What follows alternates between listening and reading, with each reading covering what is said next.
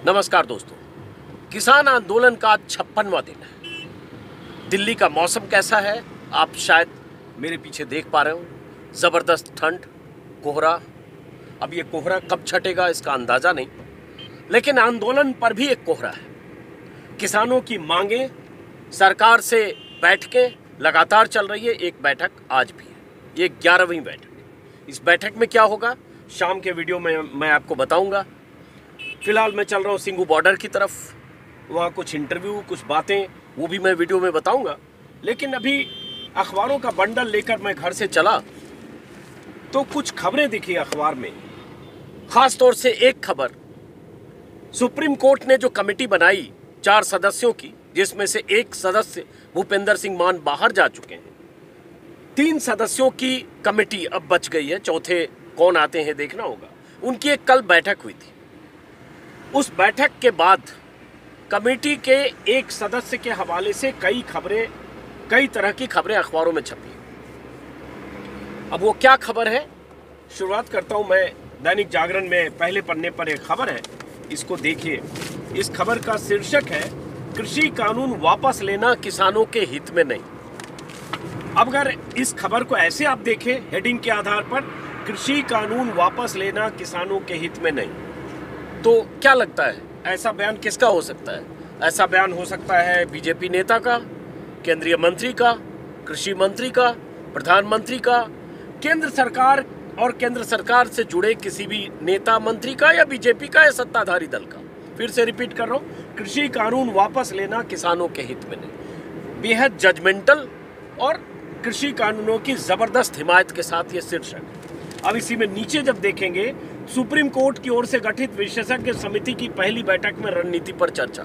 अब ये कितना मिसलीडिंग ये हेडलाइन है जागरण के पहले पन्ने पर, लेकिन खास बात क्या है और क्यों मुझे लगा कि ये बात करनी चाहिए।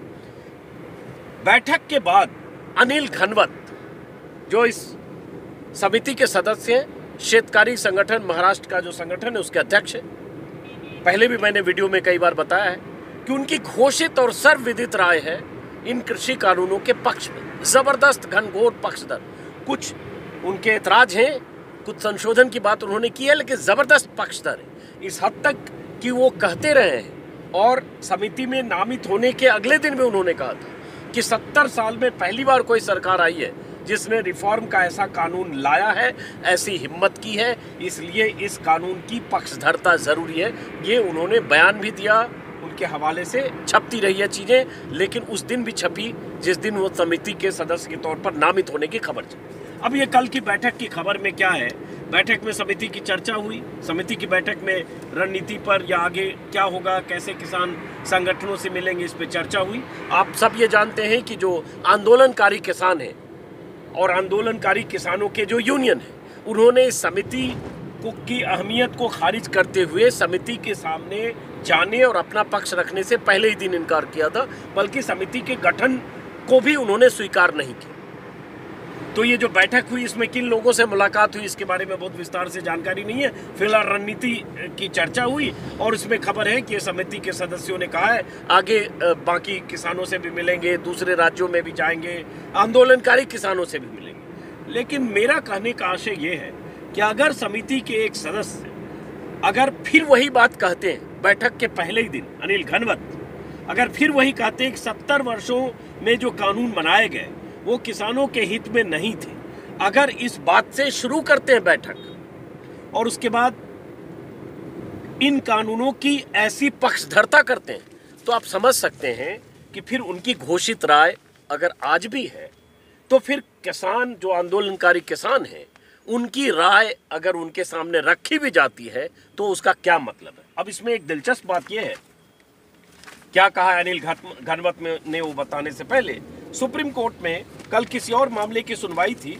उस सुनवाई के दौरान सीजेआई ने कल कहा कि समिति में आने से पहले व्यक्ति की राय कुछ भी हो उससे वो अयोग्य नहीं हो जाता। मतलब व्यक्ति किसी चीज के पक्ष में भी हो उससे वो समिति में आने से अयोग्य नहीं हो जाता। एक व्यक्ति की राय हो सकती है लेकिन उसकी राय बदल सकती है। रेफरेंस किसी और मामले की सुनवाई का था, लेकिन सीजेआई का ये कहना इसी समिति पर मुफीद बैठता है क्योंकि इस समिति के सदस्यों को लेकर सवाल। ये पहले पन्ने पर कई अखबारों में खबर छपी है। एक तरह से सुप्रीम कोर्ट ने संकेत दिया किसी और मामले की सुनवाई के दौरान कि कोई फर्क नहीं पड़ता कि किसी व्यक्ति की निजी राय पहले क्या रही हो, अगर वो समिति में आ गया तो उसकी राय बदल सकती है। लेकिन समिति के सदस्य की राय क्या है आपने देखा। अब इसी में मैं देख रहा हूँ इंडियन एक्सप्रेस और बाकी अखबारों में भी, जैसे इंडियन एक्सप्रेस में भी पहले पन्ने पर यही है, SC panel says will try to convince farmer, member backs reform. क्या खबर का मतलब हुआ कि SC के पैनल ने कहा कि हम किसानों को कन्विंस करने की कोशिश करेंगे, किसानों को समझाने की कोशिश करेंगे, मेंबर बैक्स रिफॉर्म। जो सदस्य हैं उन्होंने इस रिफॉर्म को समर्थन दिया। और उसी में फिर अनिल घनवत का बयान छपा हुआ है। ये मुझे लगता है काफ़ी बातूनी किस्म के हैं, इनको इंटरव्यू देना, बोलना, अपनी राय रखना अच्छा लगता है। और ऐसे समय में जब जिनकी जिम्मेदारी है कि आंदोलनरत किसानों को समझाएं, कॉन्फिडेंस मिले, या जिन किसानों को इन कृषि कानूनों पर 100 तरह की आशंकाएं हैं, जो इन कृषि कानूनों से सहमत नहीं हैं, जो सड़क पर हैं, दिल्ली की सीमाओं पर 55 दिनों से बैठे हैं, उनको कैसे कॉन्फिडेंस मिले। ये अलग बात है कि उन किसानों ने इन्हें खारिज किया है, इस समिति को खारिज किया है। बावजूद इसके अगर अनिल घनवत कहते हैं कि मैं सबको भरोसे में लूँगा, सारे लोगों से बात करने की कोशिश करूँगा, अगली बैठक में कोशिश करूँगा कि उन तक पहुँचूँ, उन किसानों से संपर्क करूँगा, ये सारे बयान छपे। लेकिन साथ में ये कि इन कृषि कानूनों को हमारा समर्थन है। 70 साल के बाद पहली बार किसी सरकार ने ऐसा किया। तो ये बात तो ऐसी हो गई कि हम आपको समझाएंगे, बुझाएंगे, आपकी बात सुनेंगे, लेकिन ये कानून ही आपके लिए बहुत फायदेमंद है। इस कानून को मानना या समझना, इसकी खासियत समझना आपको जरूरी है। ये समझाने की जिम्मेदारी कमेटी की है क्या?